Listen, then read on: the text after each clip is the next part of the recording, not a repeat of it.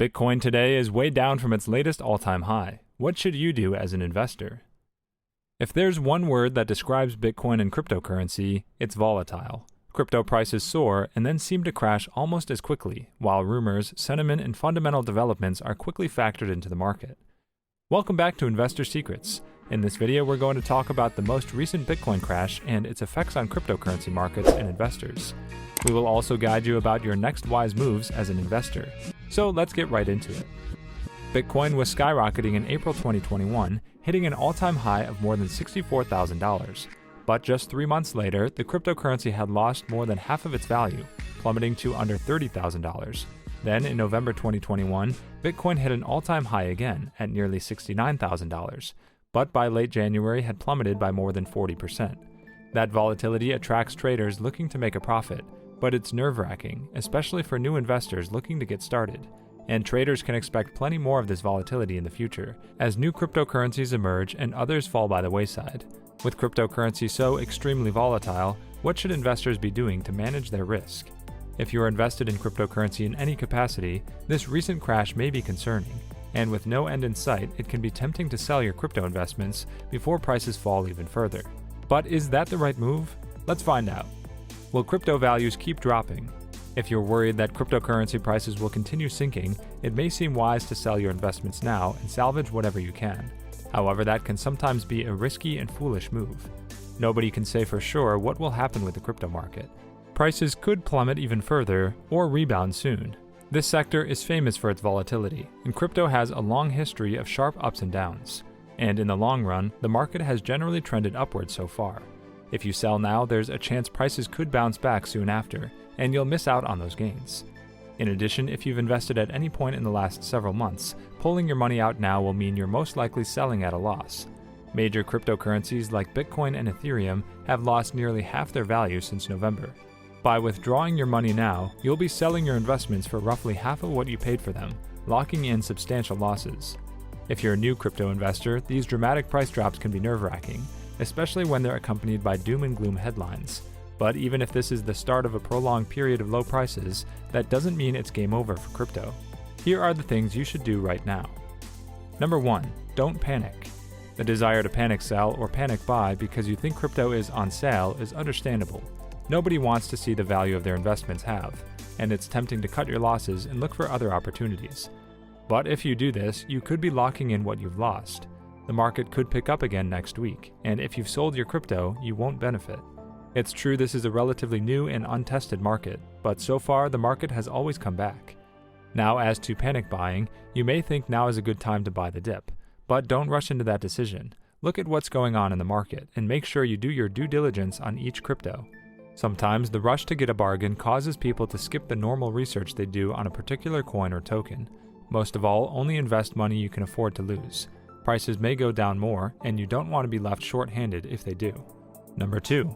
Look at the bigger picture. There's a lot of commentary about why crypto is crashing. Most observers put it down to a combination of a hawkish Federal Reserve pulling back on economic stimulus measures, uncertainty over increased regulation, and concern over rising tensions between Ukraine and Russia. The question is, how much do these factors impact your long-term view of your cryptocurrency investments? The Fed's moves mean the wider economic climate may be risk-averse for the near term, and we may not see the huge leaps we saw in 2021. But if your original investment thesis holds, then you should hold on as well. Regulation is also a big issue, especially in the short term. Governments around the world may impose stricter rules on how cryptocurrencies can operate, and some countries could follow China's lead and ban crypto altogether. In the long term, this could build investor confidence and push some of the bad actors out of the space, but it could also cause additional short-term pain. Number 3. Know that volatility is normal. Whether it's the stock market or the crypto market, there will always be downturns, more so with cryptocurrency as it's a volatile and high-risk investment. The flip side of these significant drops is the incredible gains that certain cryptocurrencies have produced. But the high level of risk is why it's important to make sure it only represents a small part of your portfolio, and that you only invest money you can afford to lose. Bitcoin has halved in value several times since it launched, but it's also gained in value almost every year since its inception. Look at the price charts for Bitcoin and the crypto industry to help put this latest drop into perspective. Number 4. Make a plan. Now that you've fully evaluated what's going on in the market, you are in a better position to decide what to do next. Bear in mind, a buy and hold investment strategy is often the best way to build long-term wealth. However, it might be that you've lost confidence in crypto and don't feel it's a good long-term bet. Or perhaps this latest price drop has caused you a lot of sleepless nights and made you aware volatile crypto investments are not for you. If this is the case, you might want to think about the best way to exit your positions. But this is not a decision to take lightly, and it's usually best not to sell while prices are at the lowest they've been in 6 months. Instead, consider waiting for them to recover and then sell. You might want to talk to a financial advisor about the best way to do this. On the other hand, you might decide you're still confident about cryptocurrencies long term and hope Bitcoin will eventually go to $1 million, as Cathie Wood recently suggested. You may even decide to invest more money into crypto. What's key is that you're making an informed decision, and you're not rushing into anything. Crypto crashes happen. The first time you experience a crypto crash, it can be bewildering. Take heart from the fact these price slumps have happened before, and keep your eyes on the long-term potential. We could still be in for a rough ride. But with a lot of ifs, blockchain technology could still transform the way we use money. How to protect your money. Holding your investments is the best way to survive periods of volatility. But there are other steps you can take to further protect your money. For one, make sure the rest of your portfolio is properly diversified. Crypto should only make up a small portion of your overall portfolio. We prefer holding 5% or less in cryptocurrencies, for example. Your ideal crypto stake may differ based on factors such as your age, your risk tolerance, and your understanding of blockchain technologies. If you find that you've been investing too heavily in cryptocurrency, now could be a good time to start adding to your positions in other stocks in your portfolio. Also, double-check that every crypto in your portfolio is a solid long-term investment. Crypto is already a risky investment, and if many of your investments also carry higher risk, your portfolio may not be as risk-tolerant as it could be. By investing in high-quality companies, you have a better chance of surviving market downturns.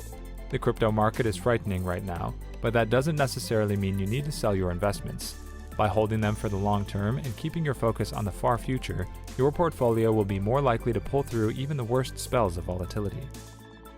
Whether you're investing in stocks or crypto, one of the most important rules to remember is that you don't lose anything as long as you keep your money in the market. Your investments could lose 99% of their value, but if their prices eventually rebound, you won't lose a dime as long as you don't sell during the plunge. While nobody knows for certain whether crypto will bounce back, this type of volatility is relatively normal for the sector. Bitcoin's price has dropped by more than 80% on several occasions, and Ethereum once lost close to 95% of its value over the course of a year. By comparison, this recent near 50% drop is relatively mild. The best thing you can do then might be to simply hold your investments. The crypto market could get uglier in the future, and there's a chance your portfolio could sink even further. But if you try your best to stay focused on the long term and avoid getting caught up in the market's day-to-day movements, you could benefit from the recovery further down the line.